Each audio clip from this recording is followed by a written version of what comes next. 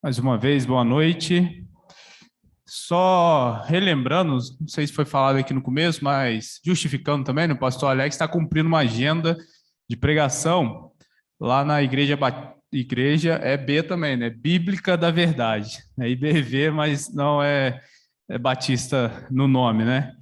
Então ele está lá cumprindo e eu fiquei de orar por ele aqui, né? Ele tinha falado também que estaria orando lá, quase esqueci. Mas já vou pedir para você abrir. Abrir em Mateus 22, do 23 ao 33. É o nosso texto para nós trabalharmos hoje. Mateus, capítulo 22, versículo 23 até o 33.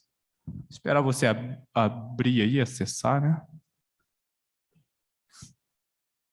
Para a gente estar orando, para iniciarmos esse nosso momento. Estou com a NVT aqui, possivelmente haverá alguma divergência na tradução. Essa tem sido muito boa mesmo, para nos ajudar a entender melhor, quase que uma aplicação, né, do texto. E eu coloquei essa hoje para a gente usar, mas eu acredito que não vai dificultar tanto, não. Só relembrando aí, então, Mateus 22, do 23 ao 33. O capítulo é 22, o versículo é o 23. Vamos iniciar, então, essa leitura. Acompanhem comigo. Verso 23. No mesmo dia, vieram a Jesus alguns saduceus, vai gravando, hein? Líderes religiosos que afirmavam não haver ressurreição dos mortos, e perguntaram: Mestre, Moisés disse: se um homem morrer sem deixar filhos, o irmão dele deve se casar com a viúva e ter um filho, que dará continuidade ao nome do irmão. Numa família havia 7 irmãos. O mais velho se casou e morreu sem deixar filhos, de modo que seu irmão se casou com a viúva. O segundo irmão também morreu, e o terceiro irmão se casou com ela. E assim por diante, até o 7º irmão. Por fim, a mulher também morreu. Diga-nos, de quem ela será a esposa na ressurreição? Afinal, os 7 se casaram com ela. Tá estranho isso para alguém aí? Essa leitura? A gente vai explicar, vai chegar na hora da explicação do texto, tá? Verso 29. Jesus respondeu: o erro de vocês está em não conhecerem as Escrituras nem o poder de Deus, pois quando os mortos ressuscitarem, não se casarão nem se darão em casamento. Nesse sentido, serão como os anjos do céu. 31. Agora, quanto a haver ressurreição dos mortos, vocês não leram a respeito nas Escrituras? Deus disse: eu sou o Deus de Abraão, o Deus de Isaque e o Deus de Jacó. Portanto, ele é o Deus dos vivos e não dos mortos. Último verso: quando as multidões ouviram, ficaram admiradas com o seu ensino. Nós vamos orar mais uma vez e vamos adentrar esse texto. Enquanto falávamos em anjos aqui, apareceu, né, o famoso anjo da água, o Sante, ou o santo da água, né? Sante da água. Obrigado, amigo. Vamos orar, né? Vamos orar. Pedir a Deus que nos ajude a entender esse texto. Deus quer falar conosco. A palavra dele está aqui. Vamos pedir ao Senhor que nada venha tirar a nossa atenção, o nosso espírito de adoração, esse mesmo espírito que cantamos ao Senhor, que oramos em gratidão, que já falamos, intercedemos por algumas pessoas. Também esse é o momento de fazermos isso, nos colocarmos no lugar dessas pessoas, talvez enfermas, pessoas que estão desanimadas, orarmos por ela, mas aproveitarmos isso que nós estamos tendo aqui, o banquete do Senhor.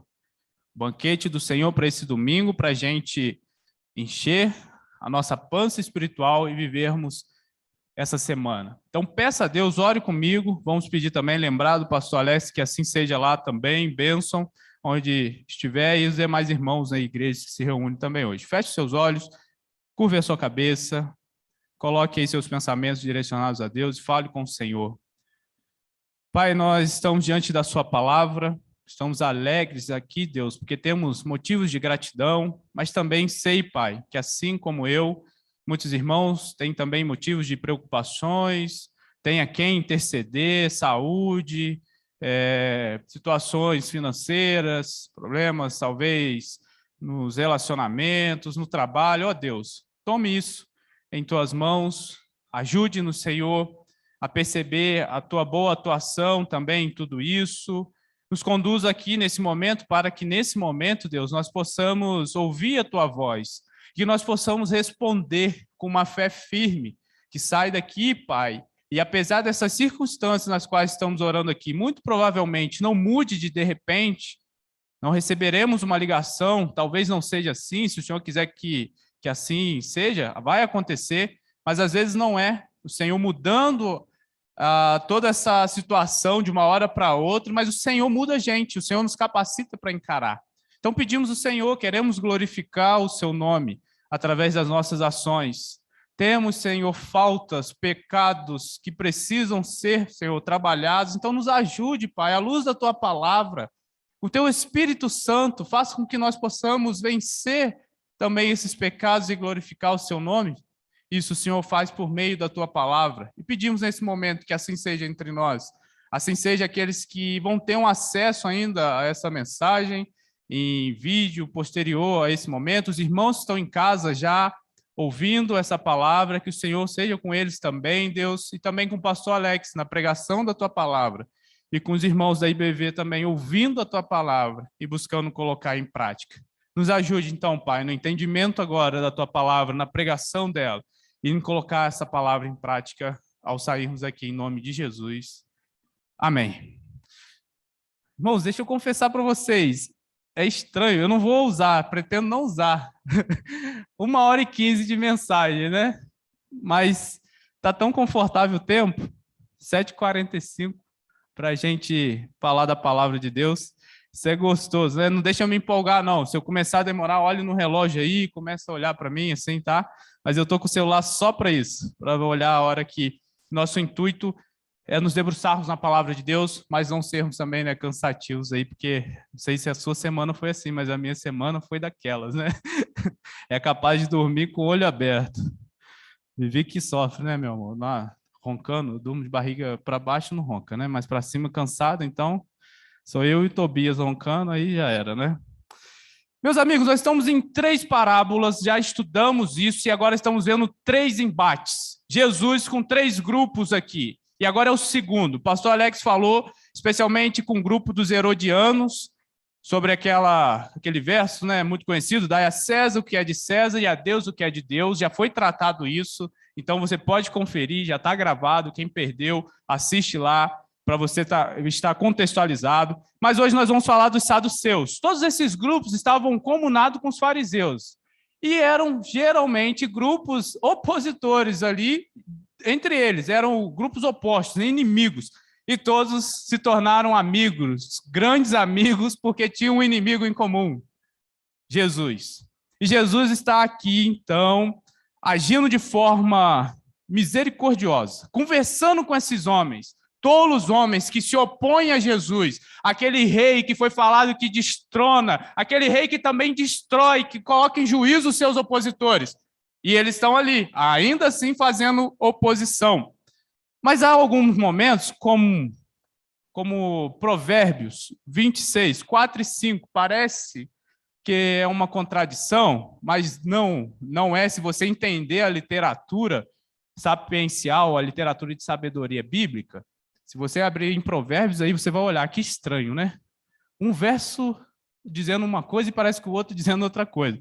O verso 26, o capítulo 26 de Provérbios, verso 4 e 5, fala mais ou menos assim, olha, você está conversando com um tolo, tem hora que você não tem que contradizer, não, deixa ele falar. Mas tem hora, o verso seguinte, que você está conversando com um tolo, você tem que fazê-lo ficar quieto, para ele não achar que ele é sábio. E Jesus, nesse momento aqui, eu não sei qual personagem que faz isso, de humor aí, mas tinha um negócio que ele era grosso, ele respondia, eu acho, de forma grosseira com alguém, rude, firme, vou colocar firme pelo menos era, e aí as pessoas, mas por que você está respondendo assim? Ele dizia, para pergunta idiota, tolerância zero, é isso mesmo? Eu não lembro quem é esse personagem, não, vocês podem ajudar aí depois, mas é pergunta idiota, tolerância zero. Jesus está sendo tão misericordioso, irmãos, assim como é com a gente.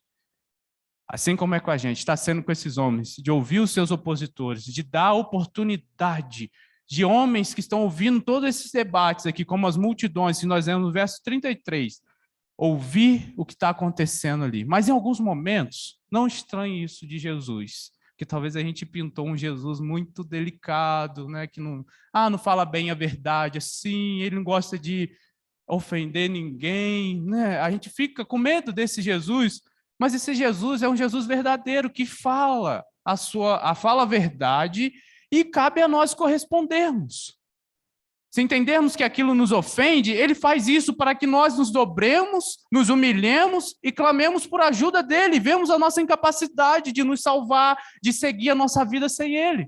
Mas, por outro lado, se nós ficamos ofendidos e não recorremos a ele, nos afastamos, damos as costas, Jesus também não está assim, ligando para a nossa situação, porque é fruto de uma arrogância.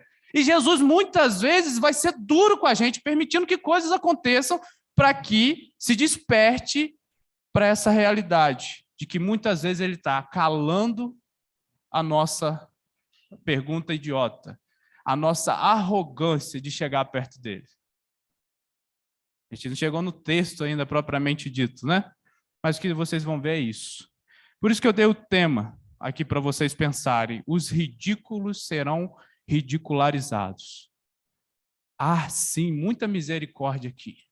Mas se nós não tivermos esse espírito dos saduceus daquele tempo, sim, muita misericórdia para nós. Se nós não provocarmos risada em Deus, como nós vimos semana passada, e sim riso em Deus.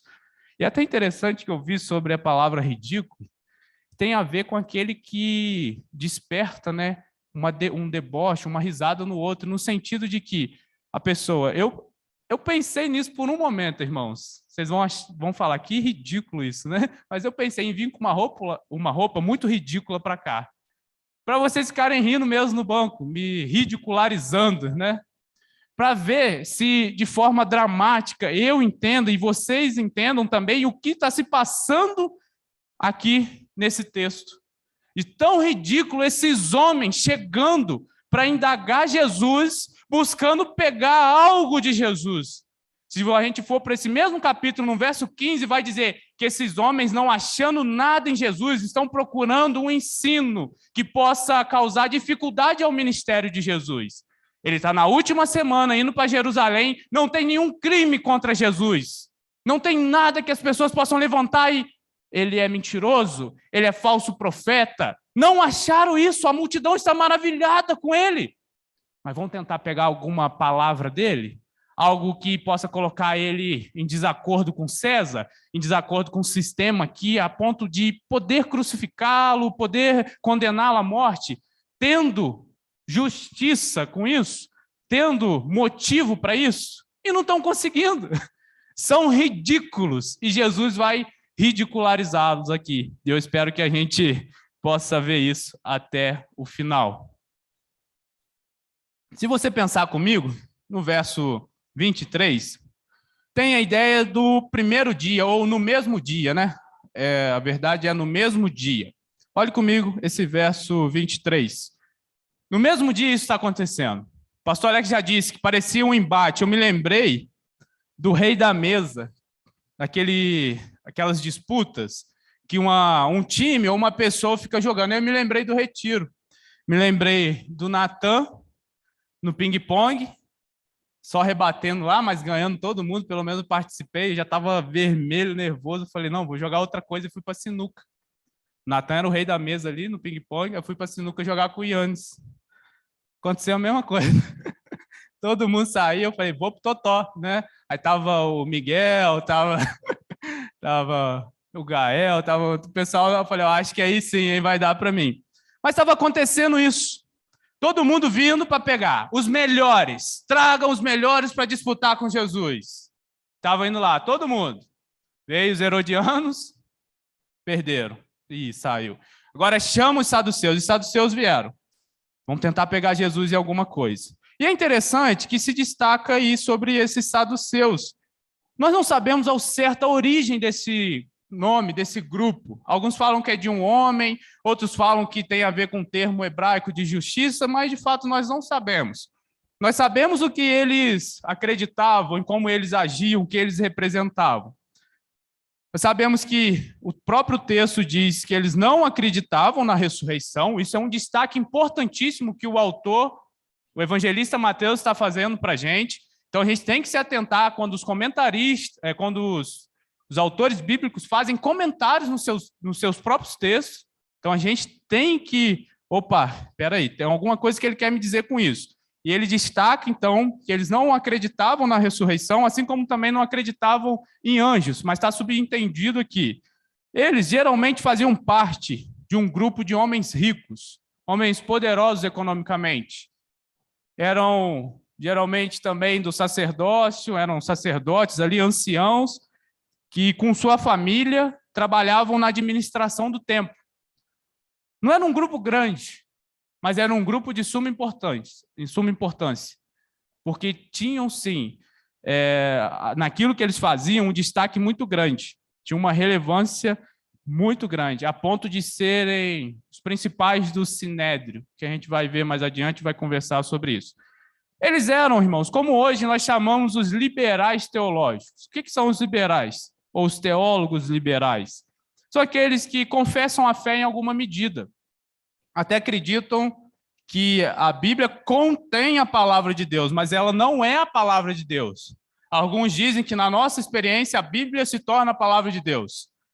Esses caras eram assim, acreditavam em algumas doutrinas da palavra, como acreditavam no Pentateuco, nos 5 primeiros livros da Bíblia, como autoritativos, palavra de Deus, mas desconsideravam todo o resto. Como eu disse, também não acreditavam em anjos, não acreditavam em demônios. Eram uma espécie de materialistas, né? Só aquilo que pode tocar, que faz sentido para essa vida, que eles se agarravam. Se você quiser ver depois, em Atos 23, Paulo tem uma saída genial quando estava diante dos fariseus. Olha, esses grupos aqui, que se reuniram contra Jesus. E os saduceus, ele estava respondendo ali, estava em julgamento nesse tribunal do judaísmo, e ele fala sobre a ressurreição, que eu estou sendo perseguido por causa da ressurreição. Paulo levanta a bola. Os saduceus não acreditavam na ressurreição, enquanto os fariseus acreditavam, a gente já viu isso, eram mais certinhos, né, doutrinariamente, só que é só a parte externa, né, o interior estava podre, e aí começaram a discutir os dois e deixaram Paulo. Então a gente tem mais informações na própria Bíblia sobre esse grupo dos saduceus. Mas é interessante que vem essa pergunta, uma pergunta um pouco longa, uma pergunta com tanto de humor ali, né, de uma hipérbole, um exagero. Vamos relembrar do verso 24 ao 28? Verso 24 ao 28. E perguntaram, né, os saduceus: Mestre, Moisés disse, se um homem morrer sem deixar filhos, o irmão dele deve se casar com a viúva e ter um filho, que dará continuidade ao nome do irmão. Numa família, aí vem a história, né? Numa família, havia 7 irmãos. O mais velho se casou e morreu sem deixar filhos, de modo que seu irmão se casou com a viúva. O segundo irmão também morreu, e o terceiro irmão se casou com ela, e assim por diante até o 7º irmão. Olha o que aconteceu. Olha o exagero que esses homens, dificilmente uma história estava acontecendo assim, mas vai lá, o 27. Por fim, a mulher também morreu. Diga-nos, de quem ela será esposa na ressurreição? Afinal, os 7 se casaram com ela. E eu fico imaginando, eu li assim, né? Depois, lá em casa eu estava lendo. Afinal, os 7 se casaram com ela, né? Tirando onda de Jesus. Que para mim esse é o tom da passagem. Ridicularizando Jesus com essa pergunta. Você também acredita? Assim como esses fariseus acreditam na ressurreição? Fala sério, cara. Parece que a gente ouve isso, né? Alguns amigos falando, você é tão inteligente, você é crente? Ou você ainda, poxa, século XXI, fala sério, né? Você é cristão, você acredita nesses negócios de Deus? Fala sério, né, cara? E a gente vê que depois, o que vem é um rolo compressor de Jesus, né? Mas vamos ficar com esse tempo aqui, pensando do 24 ao 28. Aonde está a base dessa pergunta, irmãos? Se a gente abrir lá em Deuteronômio 25, do 5 a 10, e se a gente pensar um pouco mais atrás, em Gênesis 38, de 8 a 10 também, né, até o verso 10, a gente vai ver a lei do levirato. Não trava-língua não, né? A lei do levirato. O que era isso? Essa lei buscava tratar de como deveria acontecer essa relação de uma pessoa, né, no caso aqui um homem que morria, que era casado, e como a linhagem dele deveria ser perpetuada, deveria seguir na história. Isso tem muito a ver, a gente não vai entrar nesses meandros aí, né? Também no cuidado de Deus em trazer a Cristo, a gente tem essas linhagens, mas havia nesse tempo essa lei. E se você pensar em Ruth, no livro de Ruth, você vai ver o que tem um tema lá muito importante, que é um assunto, o resgatador. Alguém que casou com Ruth, tinha outros compromissos, inclusive de cuidado, deveria ter condições de comprar não só a parte boa, né, mas as dívidas também, de arcar com cuidado com aquela esposa que perdeu seu marido e assim prosseguir com a linhagem. Eles usaram isso, pegaram a parte do Pentateuco, que eles acreditaram, e levantaram essa pergunta, né? Levantaram essa bola para Jesus. Essa era a base da pergunta. Mas nós vemos que havia uma espécie de intelectualismo, um pensamento, uma filosofia muito vazia aqui. Esses homens eram reconhecidos por assim, se achavam os inteligentes. Se quer conversar com o saduceu, rapaz, você vai ter que conversar de baixo para cima, né? Eles sabem dos assuntos, ele pega todo mundo. E essa pergunta parece que era o calcanhar de Aquiles dos fariseus. Eles não conseguiam responder essa pergunta de forma que podia satisfazer tanto os saduceus quanto a multidão. Esse era um debate que já acontecia há muito tempo. Esses dois grupos já existiam. E nós vemos, então, que eles começam a trazer esses questionamentos. Como eu falei, esses homens eram racionais ao extremo. E quando eles levantaram essas coisas, e a gente bem leu o que o próprio evangelista Mateus falou, que eles não acreditavam na ressurreição, nós começamos a ver o veneno dessa pergunta, né? Quase que escorrendo na boca dos saduceus. Como que, se eles não acreditavam na ressurreição, eles vão fazer uma pergunta relacionada à ressurreição? Uma forma de fazer uma pegadinha com Jesus. Então, a gente vai ver que no final, não é à toa que Jesus responde e a multidão, lá no verso 33, o que acontece? A multidão canta esse hino, né? Extasiado. Não vou cantar o resto não, né? Porque eu não tô aqui. Desafinei um pouco, né? Não. Ele não é extasiado, não, é maravilhado. Não, mas a segunda parte que eu cantei, só a segunda. Mas eles ficaram assim, maravilhados com o ensino de Jesus, extasiados, e outros sinônimos aí. Nossa, como ele respondeu? Era uma pergunta que tinha um pouco de humor, mas que trazia um dilema muito grande. E trazia também carregava consigo essa pergunta, esse ar de autoridade, de trazer Jesus ao ridículo. Mas agora a gente vai ver a segunda parte disso, que vai do 29 ao 32. Eu vou reler com vocês. 29 ao 32. Jesus respondeu: o erro de vocês está em não conhecerem as Escrituras, nem o poder de Deus. Pois quando os mortos ressuscitarem, não se casarão, nem se darão em casamento. Nesse sentido, serão como anjos do céu.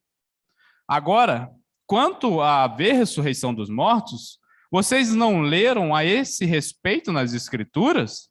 Deus diz: eu sou o Deus de Abraão, o Deus de Isaque e o Deus de Jacó. Portanto, ele é o Deus dos vivos e não dos mortos. Aí o verso 33, né? Relembrar. Quando as multidões o ouviram, ficaram admiradas com o seu ensino. Mas isolando esse 33, o que nós temos aqui é Jesus respondendo esses homens e ridicularizando esses homens. Esses que queriam ridicularizar Jesus, Jesus, então, tem aqui a sua resposta que ridiculariza esses saduceus ridículos, só para ser uma questão de ênfase, né? Eu sei que eu repeti. A denúncia do erro, irmãos, estava ali. Nós olhamos que Jesus fazia isso. Ele estava a ponto de expor os erros das pessoas, de trazer à tona esses erros.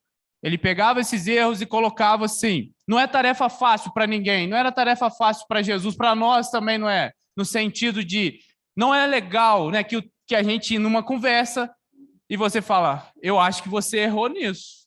Acho que você poderia ter feito desse jeito. O mais comum é a gente seguir conversando, fingir que isso não aconteceu, não alertar as pessoas, porque isso traz um tanto de debate, demanda um pouco mais de sentar, de conversar.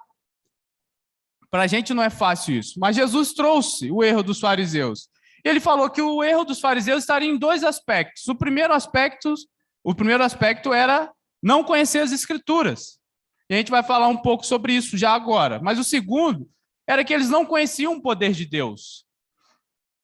É interessante, irmãos, que se a gente parar para perceber, então, estando nesse contexto, e que eles se sentiam a maior autoridade intelectual da época, os inteligentes, os Einsteins ali da teologia, do governo, do templo, enfim. Você imagina Jesus chegando para eles e dizendo, enquanto tinha um público olhando, ouvindo aquilo, vocês não conhecem, eles que se vangloriavam de saber tanto, Jesus fala para eles, vocês não conhecem as Escrituras. Então, esse primeiro ponto, verso 30, vai destacar isso. Se a gente pegar no Antigo Testamento, irmãos, a gente pode pegar textos que são claros sobre a ressurreição. Não como vai acontecer, que também Jesus aqui não é o propósito dele de escrever como é que vai acontecer, é dar uma resposta a esses homens. Mateus não faz questão de explicar isso. Paulo vai explicar em 1 Coríntios 15. Se a gente quiser saber melhor sobre a ressurreição, como vai funcionar, 1 Coríntios 15. Mas aqui, se a gente pegar esses textos do Antigo Testamento, como Daniel 12, verso 2, claramente está exposto ali a doutrina da ressurreição. Haverá ressurreição. Essa vida não para aqui. Nós olhamos Gênesis, dando uma ideia, né, de Enoque, que Deus tomou para si, mas tomou para quê? Deus tomou para si. A ideia de que há uma vida que continua. Nós olhamos outras passagens, além dessa que é claríssima de Daniel, o próprio caso de Abraão e Isaac em Gênesis, quando ele vai sacrificar, diz lá que ele sim faria aquilo, se fosse o caso, de sacrificar seu filho, porque ele sabia. Hebreus vai explicar isso, né, que Deus era poderoso para ressuscitar Isaac, para trazer Isaac dos mortos. Isso aconteceu no Pentateuco. Eu já estou trazendo, limitando aquilo que os saduceus criam, e que Jesus vai falar a respeito disso. Não é à toa que o caso de Abraão, o caso de Jacó, que é citado, e é interessante, né, que não sei na sua tradução, mas nessa tradução aqui, a seguir, vai dizer, né, que Moisés disse isso, porque eles acreditavam, lembra que eu falei no começo? Só nos escritos de Moisés, no Pentateuco.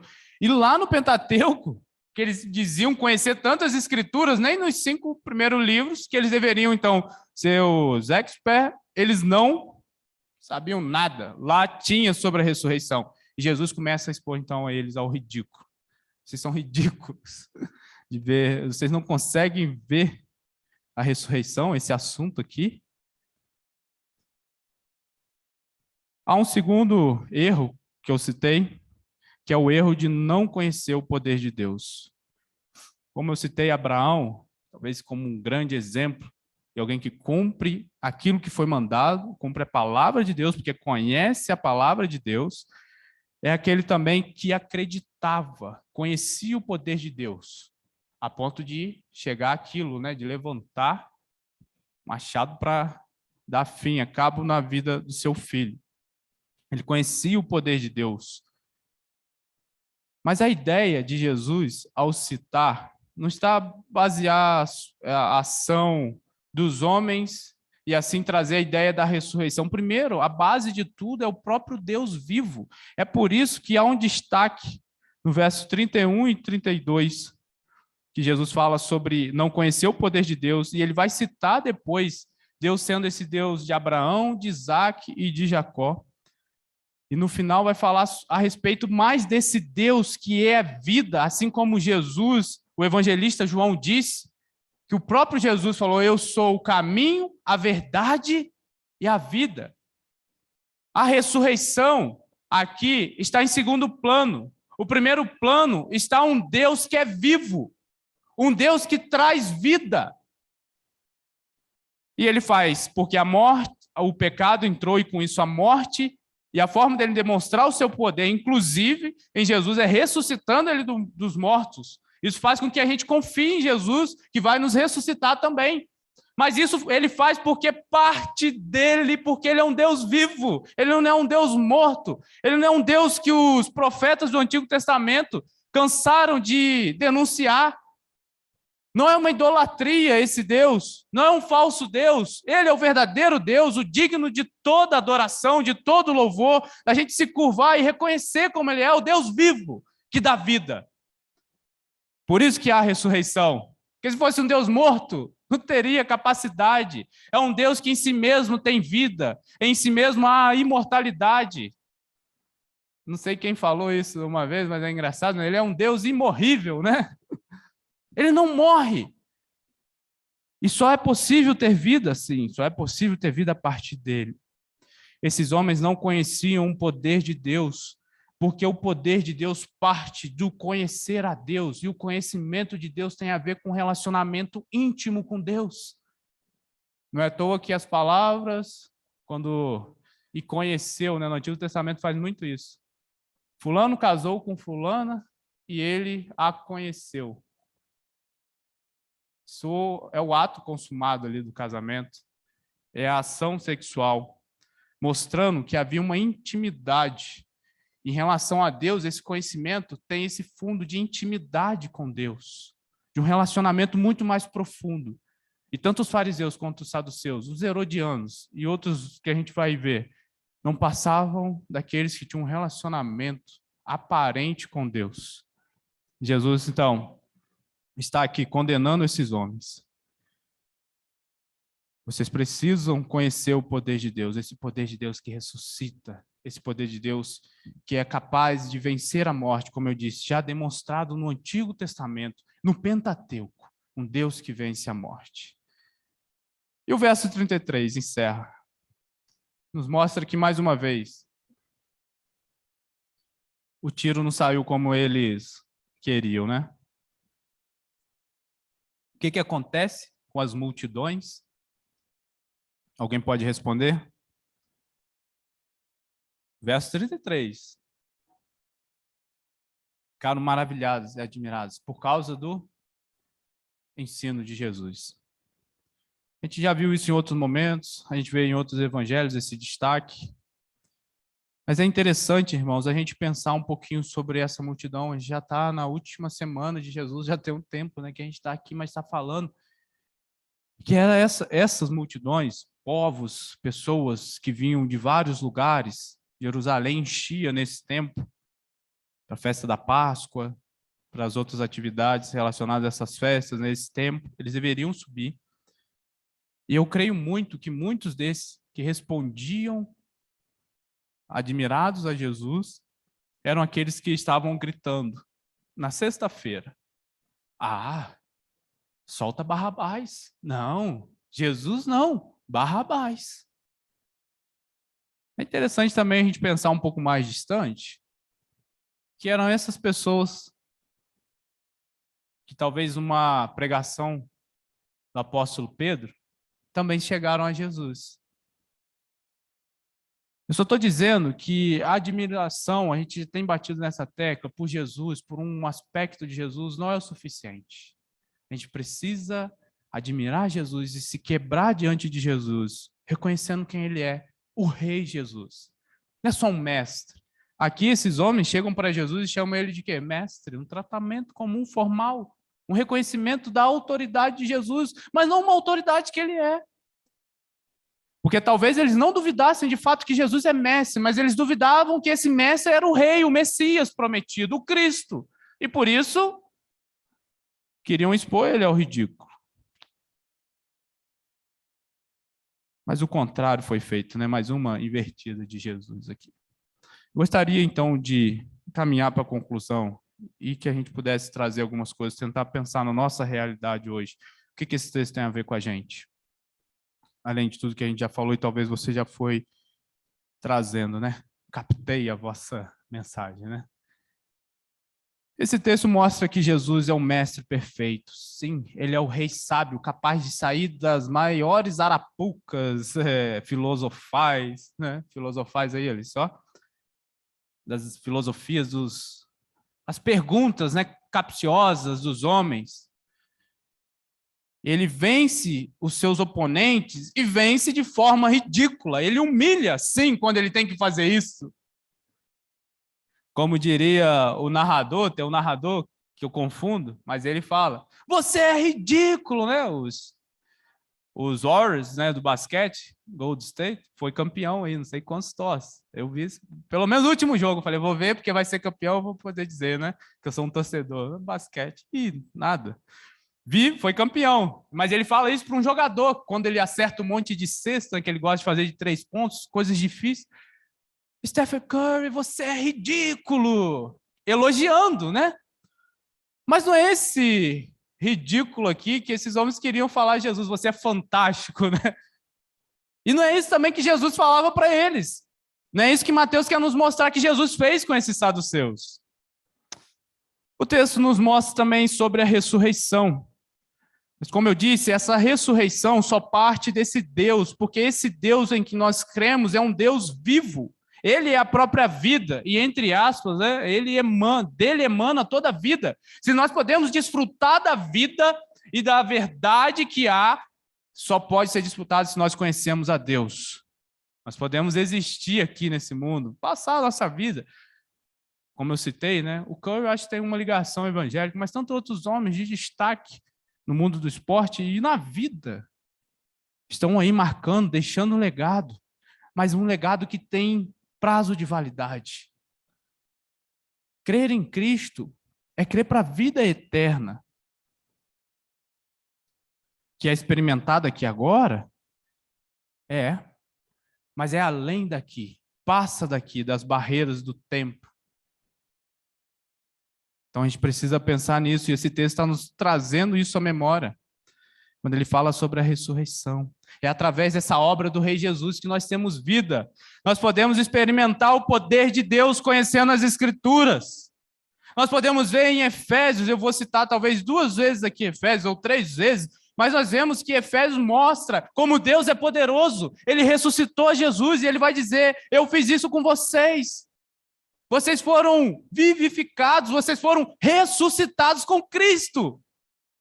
Eu costumo, a partir de um livro que eu li, brincar. Se você quer contar uma experiência radical na sua vida, chega amanhã na sua sala de aula, chega amanhã no seu trabalho e fala assim, eu ressuscitei, eu morri, mas eu ressuscitei. O pessoal vai falar, maluco, né? Aí você conta esse processo que você passou. Porque é isso que a Bíblia diz, que nós éramos mortos. Estávamos mortos nos nossos delitos e pecados, que Cristo fez. A obra de Cristo fez. O Espírito nos trouxe vida. Deus nos ressuscitou dos mortos. E como nós podemos manter essa vida? Através da palavra de Deus, ele deixa a sua palavra. 2 Timóteo 3,16 vai usar uma palavra muito interessante. Talvez não seja a primeira vez que eu cite isso também, porque isso mexe comigo. Quando eu estou quase que com as pernas fracas, né, como aquele que corre uma maratona, chega lá no final, a gente vê vários vídeos, né, de pessoas segurando outra, e é bonito porque um ajuda o outro, isso é legal para a gente pegar, mas eu fico pensando também, eu que sou extremamente competitivo, não se preparou direito, não aguentou chegar até o final, e às vezes eu me vejo nessa caminhada cristã como não me preparando direito, e o que eu faço? Corro para a Bíblia, porque 2 Timóteo 3,16 vai dizer que essa palavra é inspirada, e quando nós temos contato com essa palavra de Deus, não é com um homem, não é com uma pessoa, a não ser Jesus Cristo, mas é com essa palavra que ele inspirou, Deus sopra a vida em nós, e nós sobrevivemos às tentações desse mundo, nós sobrevivemos os dramas desse mundo, porque Deus sopra a vida quando nós vamos para a sua palavra, porque ele é o Senhor dessa palavra. E como eu disse, a prova cabal de que existe vida após a morte é porque esse Cristo ressuscita. Esse Deus é vivo, mas ele demonstra para nós de que é quase que o tempo todo mostrando, né? Falei, Lucas, do joelho, do problema do joelho, é fraqueza minha. É fraqueza minha de pedir a Deus, Senhor, faz isso, mostra, se é da sua vontade. Que às vezes a gente coloca tanto impedimento, né? Já sabe a vontade de Deus e a gente, mas se isso, se aquilo, e Deus reconhece a nossa fraqueza e faz. E Ele está lembrando da gente da ressurreição de Cristo, quando Ele cita na palavra para dizer, acreditem nisso, isso é verdade, Cristo ressuscitou e vocês vão ressuscitar também. Deus vai fazer isso. Se a gente não morrer, Ele virá em glória e transformará a nossa realidade, o nosso corpo. Nós não passaremos pela morte assim, mas se nós morrermos, nós temos que acreditar que a vida não termina ali. Porque Cristo ressuscitou, Ele já deixou essa amostra. Tem muito maior significado a ressurreição de Cristo. Mas uma dessas é para a gente pensar que Ele ressuscitou, em quem eu tenho confiança. Alguns costumam dizer, mas que eu sei lá, ninguém nunca voltou para dizer. Sim, alguém voltou para dizer. Se você não acredita em Lázaro no primeiro momento, tudo bem, mas eu estou falando de alguém que voltou e não morreu de novo. Ele não está morto, não está numa tumba. Não há um lugar que achar os ossos de Jesus, não. Ele foi visto, ressurreto, e certa vez por mais de 500 pessoas, como disse Paulo. E a primeira aplicação que eu deixo, de fato, para nós, é morrer para a gente, morrer para si mesmo, ser ressuscitado com Cristo. Deus ressuscita pessoas para a vida eterna, mas ressuscita aqueles que estão em Cristo. Então, o primeiro passo, com base em Efésios 2, como eu disse que citaria. Depois você lê com calma. Uma vez morto em delitos e pecados, Deus fez essa obra de vivificar. Verso 1 diz, Ele vos vivificou com Cristo ou em Cristo. Essa vida não faz sentido nenhum, se não houver ressurreição. Paulo disse para os crentes lá, talvez duvidosos dessa ressurreição, que viver sem ter perspectiva de pós-morte, uma vida após essa morte, é ser o maior dos miseráveis dos homens. Quem vive só para essa vida, pensando só nessa vida. Então, como disse o evangelista João, capítulo 17, verso 3, e a vida eterna é esta, que conheçam a ti, o único Deus verdadeiro, e a Jesus Cristo, a quem enviaste. Então, o primeiro passo para você entrar numa vida radical é passar pela ressurreição. Essa primeira ressurreição, que todos que passarão por essa segunda ressurreição para viver ao lado de Cristo, no novo céu e nova terra, é aqui, passar por ela espiritualmente, passar por essa ressurreição espiritualmente. Está aqui, crer em Cristo, crer que Deus enviou Cristo. Ele fez essa obra. E a segunda aplicação é como nós entrarmos num avião e olharmos por um lado e ver uma asa do avião. E olharmos por outro lado e ver a outra asa do avião.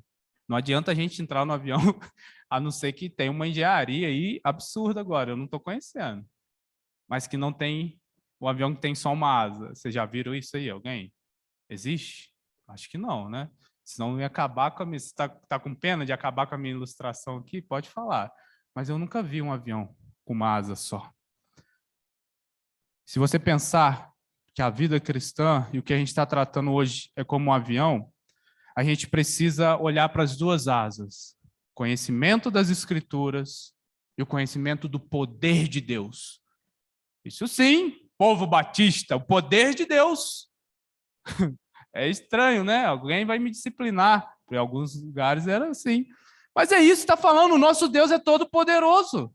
E nós conhecemos isso a partir das Escrituras. E qual é a base de sabermos que Deus é poderoso e como Ele age com todo o seu poder? É indo para as Escrituras. Eu não estou falando nada diferente aqui, o pastor Alex não está, o Álvaro saiu para pregar para as crianças, agora é hora do João falar. Não, irmãos. A palavra de Deus, esse texto está nos chamando. Eu fiz algumas anotações aqui, mas uma pergunta talvez vai direcionar toda a nossa aplicação. Eu gostaria que fizesse bastante sentido para a sua vida essa mensagem. Mas qual é a questão? E essa é a questão que eu quero deixar para vocês pensarem. E a partir daí, colocar as nossas aplicações. Qual é a questão que está no seu coração? Aquilo que, se você pudesse, você tiraria da Bíblia, porque você luta contra aquilo e não vence. E é difícil lidar com isso. E às vezes você bota a culpa no outro, porque você não consegue lidar com isso. E de certo modo está arrogante, porque não vê a necessidade de Cristo para te ajudar a vencer isso. Essa é a primeira questão. E mentaliza isso aqui desse lado também. Qual é a parte, se por um lado a gente tem de pensar em não vencer e colocar a culpa no outro, qual é a parte que você vê e que está faltando acreditar no poder de Deus, porque a Bíblia já te deu uma direção e falou que é esse caminho a trilhar e ainda não foi trilhado? Por que eu estou fazendo essa aplicação e caminhando para isso? Fazendo recorte da palavra de Deus. Já dizia que uma certa conversa, 2 caras caminhando, e um disse, eu não acredito nessa parte da Bíblia, eu não acredito naquilo. Às vezes, por razões racionais, eu creio, porque meu professor, estudos, livros, disseram isso. Eu não creio nessa parte da Bíblia, eu não creio, mas eu creio em Deus. Mas não creio nessa parte da Bíblia, eu não creio. Aí falou, rapaz, até o final da nossa caminhada, se você for tirando cada página da Bíblia que você não acredita, não vai ter nada aí, talvez assim, 2 ou 3 páginas. O que está no nosso coração? Que se a gente pudesse, a gente arrancaria as páginas da Bíblia para viver de modo diferente. Porque Deus tem diretrizes para nós. Tem diretrizes para homens e para homens casados e para mulheres casadas, para homens solteiros e mulheres solteiras, para criança, adolescente e jovem, tem diretrizes aqui. Tem para viúvo, tem para de tudo quanto é coisa aqui, né? Tudo quanto é jeito. Tem para todos os homens, de título lá, né? Para que todos possam fazer as boas obras. Deus tem toda essa direção.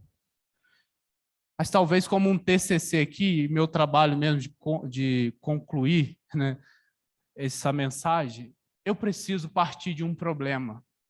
E qual é o problema que está no seu coração hoje? Eu não vou ficar lendo essas aplicações aqui, mas eu gostaria que você pensasse. E gostaria de que você pudesse pensar naquilo que você já conhece da palavra de Deus, que tem uma direção para a sua vida. Às vezes é a decisão a se tomar ao lado de Cristo. Então tome, meu irmão. Não espere mais. Faça isso. Inúmeros velórios acontecendo. O Covid está aí para nos mostrar que essa vida passa.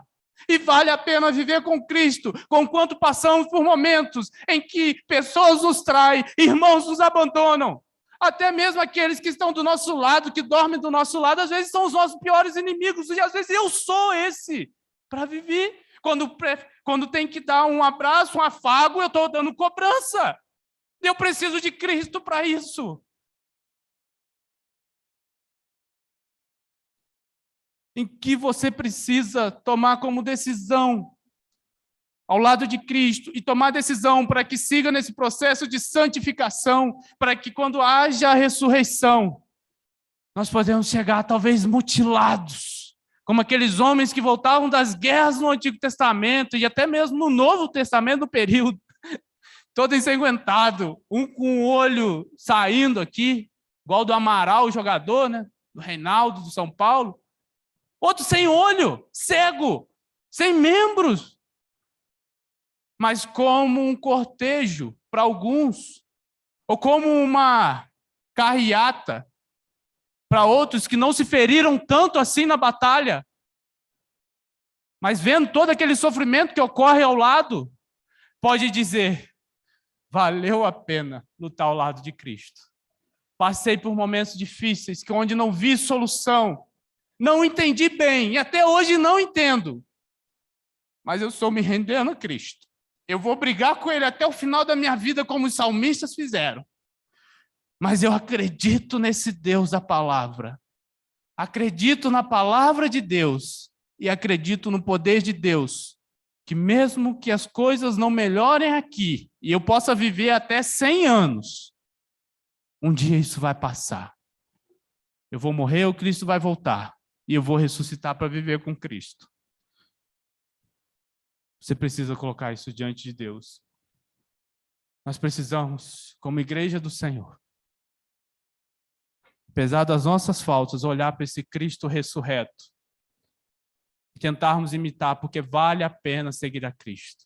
Vale a pena morrer para nós mesmos e viver essa vida eterna que já é desfrutada aqui nesse tempo. Que Deus nos ajude, me ajude mais, porque eu vou precisar, eu sei que vou muito essa semana e até o resto da minha vida.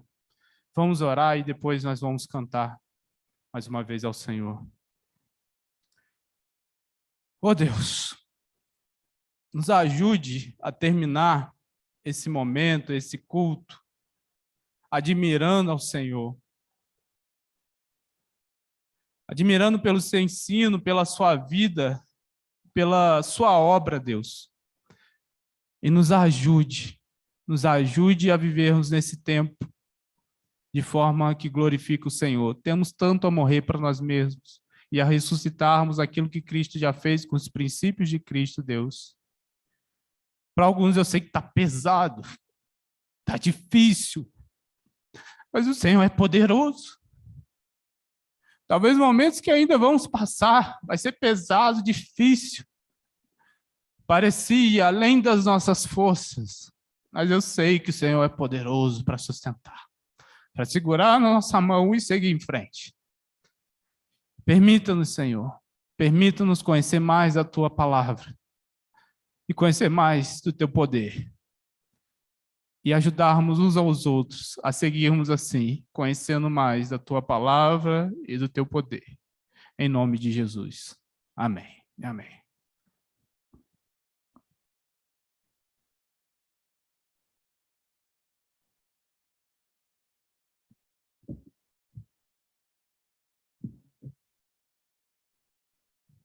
Permanecendo de olhos fechados e cabeças curvadas, vamos fazer essa oração em concordância com o que o pastor João pregou sobre nossa fé. Estar firmada no Senhor. Firmeza. Firmeza na fé. No Cristo que venceu a morte. E ressurgiu. E com Ele viveremos, assim quando voltar para nos buscar. Podemos viver provações, tristezas nessa vida, mas estamos certos de que existe uma esperança garantida para nós. A sua volta, a nossa salvação, como lemos em 1 Pedro 1, 3-7. Então, faça essa oração nesse momento. Declare ao Senhor que a sua fé está posta, está depositada no Senhor. Em nada ponho a minha fé, senão na graça de Jesus, no sacrifício remidor, no sangue do bom Redentor. A minha fé e o meu amor estão firmados no Senhor, estão firmados no Senhor. Se não posso a face ver, na sua graça vou viver. Em cada transe sem falhar, sempre hei de nele confiar. A minha fé e o meu amor estão firmados no Senhor, estão firmados no Senhor. Seu juramento é muito leal, abriga-me no temporal, cercar-me a tentação. É Cristo a minha salvação, a minha fé e o meu amor estão firmados no Senhor, estão firmados no Senhor. Assim que o céu clarim soar, irei com Ele me encontrar e gozarei da redenção com todos que no céu estão. A minha fé, Se pudesse colocar de pé para finalizarmos essa canção, cantando juntos, que estamos firmados no Senhor. Estão firmados no Senhor. Só a igreja e o violão. A minha fé E o meu amor estão firmados no Senhor, estão firmados. Mais uma vez essa declaração para o Senhor. A minha fé e o meu amor Estão firmados no Senhor, estão firmados no Senhor. Glória a Deus. Nós estamos firmados em Ti, Senhor. Muito obrigado por esse culto. Muito obrigada por estarmos juntos. E o Senhor se revelar a nós através da Sua palavra, através dos louvores, Senhor. E queremos dizer, estamos firmados no Senhor, no Seu amor. É difícil a caminhada, mas nos ajude a todos os dias a caminharmos de fé em fé, de glória em glória, até aquele grande dia. Amém, meus irmãos. Finalizamos mais cedo.